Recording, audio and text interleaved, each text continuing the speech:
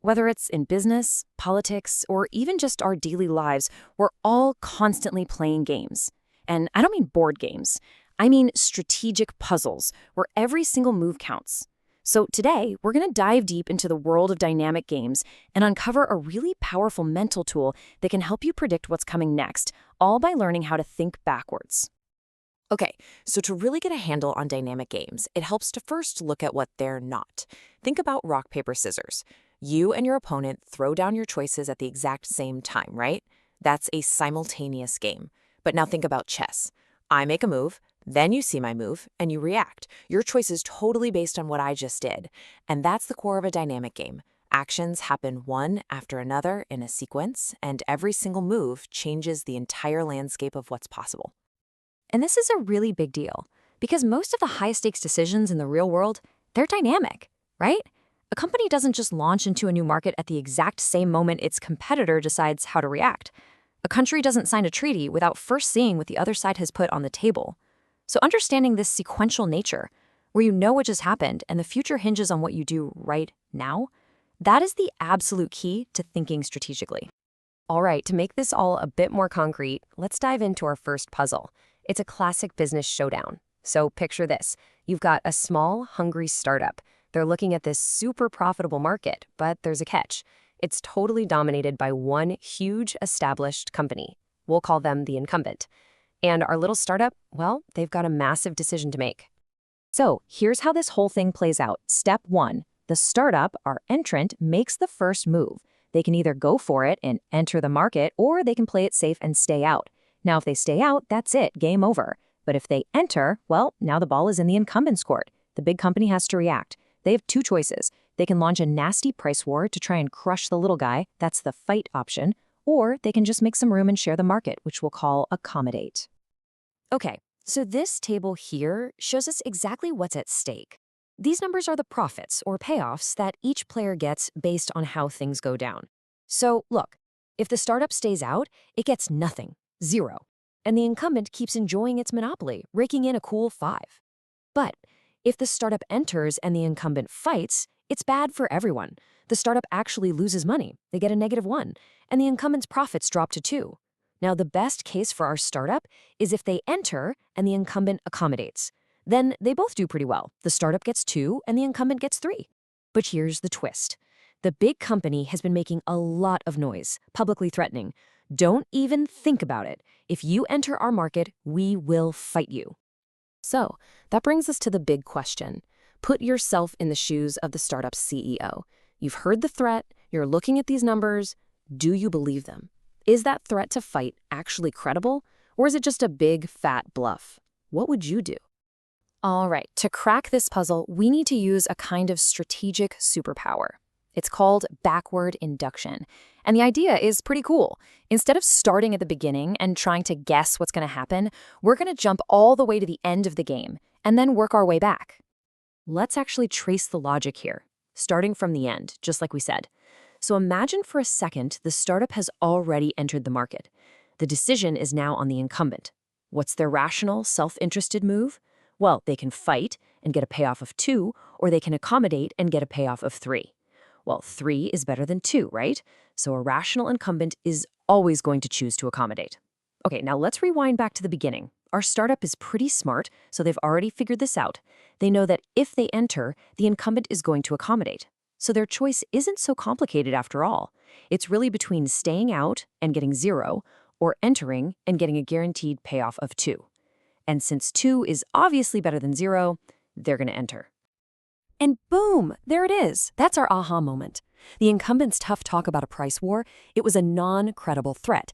It was pure bluff. Why? Because when it actually came time to pull the trigger, fighting would have hurt them more than accommodating. By thinking backwards, the startup could see right through it. So the only rational, logical outcome here is that the startup enters and the incumbent makes room for them. Now, this incredibly powerful idea actually has a fancy name: Subgame-Perfect Equilibrium. I know, it sounds super complicated, but don't let the name fool you. All it really means is finding a strategy that makes sense, that's rational, at every single stage of the game. It's like a more refined version of the Nash equilibrium because it specifically gets rid of any threats that a player wouldn't actually follow through on when the time comes. It's basically the game theorist's official tool for calling a bluff. Okay, so that last example was a one-shot game, a one-and-done deal. But what happens when players have to face each other not just once, but again and again and again? Well, that brings us to our next big puzzle, the challenge of cooperation. And for this, we have to look at the classic prisoner's dilemma. Here's the setup. Two players can either cooperate with each other, or they can defect. If they both cooperate, they both do pretty well. They each get a payoff of 3. But there's always a temptation, right? If you defect while the other person cooperates, you get an even bigger payoff of 4. Of course, the worst thing that can happen is you're the sucker who cooperates while they defect. And if you both decide to defect, you both end up with a lousy 1. So if you're only playing this game once, the logical thing to do is always to defect, which sadly leads to that terrible 1-1 outcome for both of you. But what if you repeat the game? Let's say you know you're going to play exactly 10 times. Well, we use our superpower again. Backward induction. Let's start at the end, in the final round, round 10. There's no future after this, right? It's basically a one-shot game. So what happens? Both players defect. Okay, so what about round 9? Well, since everyone knows for a fact that they are going to get betrayed in round 10, there's absolutely no reason to cooperate now. So everyone defects in round 9 too. And this grim logic, it just keeps unraveling all the way back to the very first round. Yeah, this leads to a pretty bleak conclusion. When both players know exactly when the game is going to end, cooperation is basically doomed from the start. Any promise of future cooperation is worthless because everybody knows that on that last round, all bets are off and trust will be broken. It's like a house of cards that just collapses on itself, starting from the end and working its way back to the beginning. But hold on, don't despair. It's not all doom and gloom. There is a way to make cooperation happen, and the solution is actually surprisingly simple. All we have to do is change one single crucial rule. And the solution is this. You get rid of the known end date. You remove the finish line.